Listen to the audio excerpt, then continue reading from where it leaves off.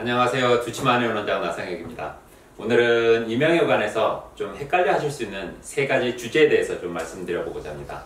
첫 번째는 박동성 이명에 대한 오해, 두 번째는 이명의 원인을 찾기 위해서 쓸데없이 집착하는 것, 그리고 세 번째는 이명 치료의 역사와 반복되는 시행착오에 관한 이야기입니다.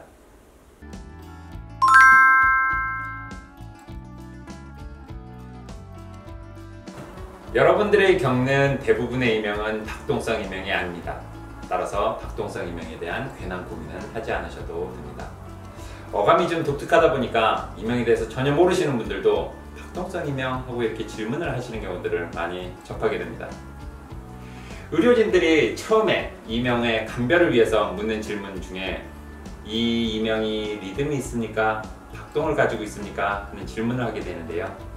이명에 대해서 전혀 모르시는 분들도 이게 어감이 좀 독특해서인지 박동성 이명은 기억하고 질문하시는 경우들을 많이 만나 뵙게 됩니다. 박동성 이명은 주로 혈관기형, 동맥경화, 혈관종양 등 혈관 문제에서 발생하는 경우들이 많습니다. 명확한 원인을 찾을 수 있는 경우도 꽤 됩니다. 그래서 적극적인 치료가 가능할 수 있는 이명이기도 합니다. 하지만 박동성 이명은 전체 이명 중에서 단 1%에서 10% 정도 굉장히 적은 비율에 해당하는 질환입니다. 대부분의 이명 환자들은 뇌의 잘못된 배선에서 오는 주관적 이명 환자입니다. 박동성 이명은 굉장히 비율이 적습니다. 박동성 이명의 경우에도 원인을 찾지 못하는 경우도 있습니다. 박동성 이명이 쉬운 이명이라면 주관적 이명이 어려운 이명에 속합니다. 제가 겪은 환자 중에는 주관적 이명과 박동성 이명을 같이 가지고 계신 환자분도 있었습니다. 박동성 이명의 원인을 찾지 못했기 때문에 치료를 시작하게 된 케이스였는데요.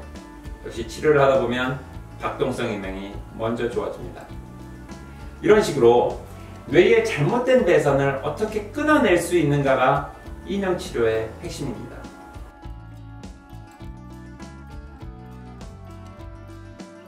종종 제 환자 중에는 어떻게든 이명의 원인을 알아야 되겠다, 밝혀야 되겠다 라고 이렇게 집착을 하시는 분들이 계십니다.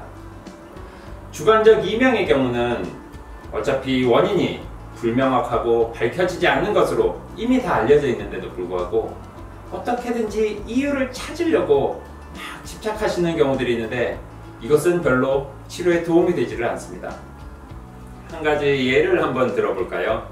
한국인이 위암 발생률이 높다고 하는데 20대 때 매운 음식을 많이 먹어서 그랬나? 30대 때 짠 음식 때문인가? 40대 때 탄 음식을 많이 먹어서인가? 정확히 알 수는 없습니다. 중요하지도 않습니다. 그거와 상관없이 위암에 대한 치료는 가능합니다. 이명도 마찬가지입니다. 노화에 의해서건 소음 노출이건 청력 상실이건 스트레스건 간에 이명의 결국 치료는 뇌의 잘못된 배선을 끊어내는 데 있는 겁니다. 저희들이 정작 집중해야 될 것이 바로 그 치료입니다. 원인이 중요하지도 않습니다. 원인에 따라서 치료가 달라지지도 않습니다. 원인을 찾으려고 집착하는 게 중요한 게 아니라 잘못된 배선을 어떻게 끊어낼 것인가 하는 치료에 저희는 집중을 해야 합니다.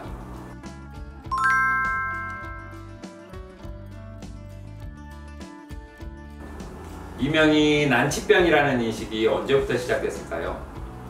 현대의학에서는 1970년대, 80년대에서도 이 이명이 치료하기가 쉽지 않다는 것을 인지하고 있었습니다.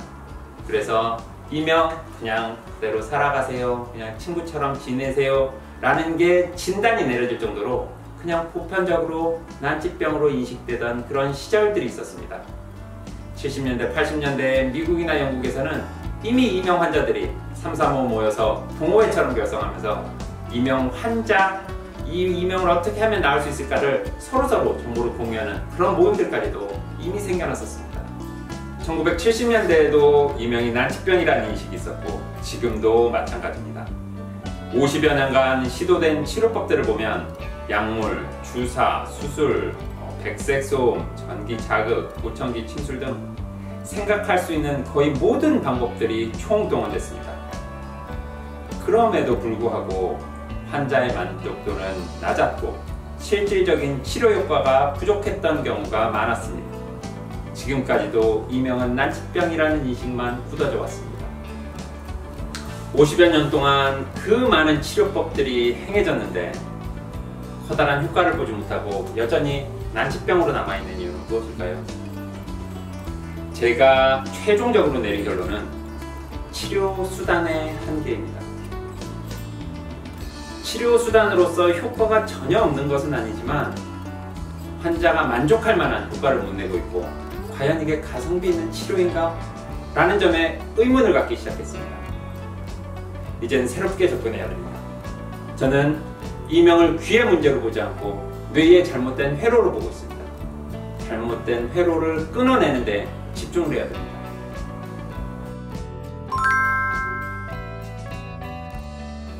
오늘 내용이 도움이 되셨다면 좋아요와 구독 부탁드리겠습니다. 앞으로도 이명치료에 대한 최신 정보 그리고 저희 두침 한의원만의 전문적인 치료 방법에 대해서 지속적으로 알려나가도록 하겠습니다. 감사합니다.